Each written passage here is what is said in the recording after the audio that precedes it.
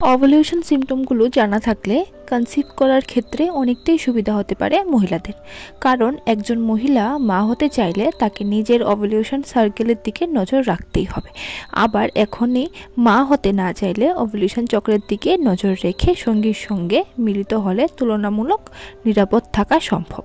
কারণ ওভুলেশন হলো মহিলাদের গর্ভধারণ সংক্রান্ত সমস্ত প্রশ্নের উত্তর। মহিলাদের শরীরে প্রতি মাসের নির্দিষ্ট সময়ে কিছু পরিবর্তন ঘটে যায়।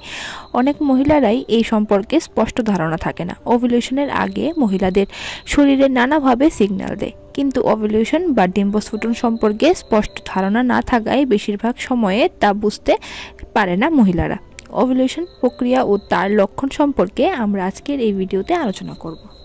প্রতি মাসে মহিলাদের শরীরে ওভুলেশন বা ডিম্বস্ফোটন সম্পর্কে স্পষ্ট ধারণা থাকা জরুরি। একজন মহিলা মা হতে চাইলে মাসের কোন সময়ে শারীরিক মিলন করলে গর্ভধারণ হবে সেটা জানা অত্যন্ত প্রয়োজন।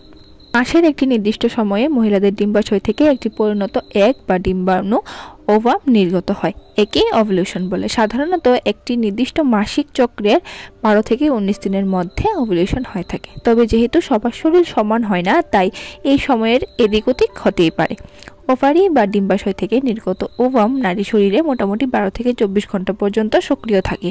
এই সময়ে যদি ফেলোপিয়ান টিউবে উপস্থিত শুক্রাণু ওভামকে নিষিক্ত করে, তবে কিন্তু একটা ভ্রূণ রূপিত হয়। গর্ভধারণ করতে চাইলে এই সময়ে নিয়মিত সহবাস করা জরুরি। এখানে উল্লেখযোগ্য ডিম্বাণুর আয়ু 24 ঘন্টা হলেও শুক্রাণু মহিলার দেহে 3 থেকে 6 দিন পর্যন্ত বেঁচে থাকতে পারে। তাই ওভাম নিঃসরণের 4 থেকে 5 দিন আগেও প্রোটেকশন ছাড়া শারীরিকভাবে মিলিত হলে কনসিভ করার সম্ভাবনা অনেকটাই বাড়ে। 24 ঘন্টার মধ্যে যদি ওভাম নিষিক্ত না হয়, তাহলে কিন্তু এটি নষ্ট হয়ে যাবে। অনেকভাবে কিন্তু মহিলারা নিজেদের ওভুলেশনের লক্ষণগুলো বুঝতে পারবে। এই সময়ে হওয়া হোয়াইট ডিসচার্জ বরাবর থেকে আলাদা হয়। যোনি থেকে নিঃসৃত হওয়া তরল এই সময় অনেকটা ঘন হয়ে যায়। এই সময়ে অনেক মহিলার শরীরের তাপমাত্রা অনেকটা বৃদ্ধি পায়। কিছু মহিলার ওভুলেশনের সময় তলপেটে হালকা ব্যথা হয়, যা কয়েক মিনিট বা কয়েক ঘন্টা স্থায়ী হতে পারে। তবে সবার ক্ষেত্রে যে এই সব লক্ষণ একই রকম হবে এমন কিন্তু কোনো কথা নেই। মহিলাদের শরীর অনুযায়ী সব উপসর্গের ধরন ও প্রাবল্য আলাদা হতে পারে।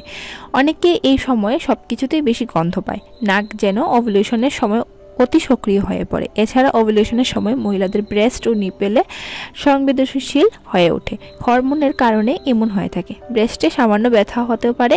কোনো কোনো মহিলার এই সময় শারীরিক চাহিদা অনেকটা বেড়ে যেতে পারে। তো বন্ধুরা, আজকের মতো এখানেই আমার ভিডিওটা শেষ করছি। কেমন লাগলো অবশ্যই ভিডিওটি নিচে একটা কমেন্ট করে জানিয়ে দিও। এই ভিডিওটি ভালো লাগলে একটা লাইক করে দিও। আবারও দেখা হচ্ছে নতুন একটা ভিডিও নিয়ে। ততক্ষণে তোমরা সবাই ভালো থাকো, সুস্থ থাকো। Till then take care, bye bye, thanks for watching.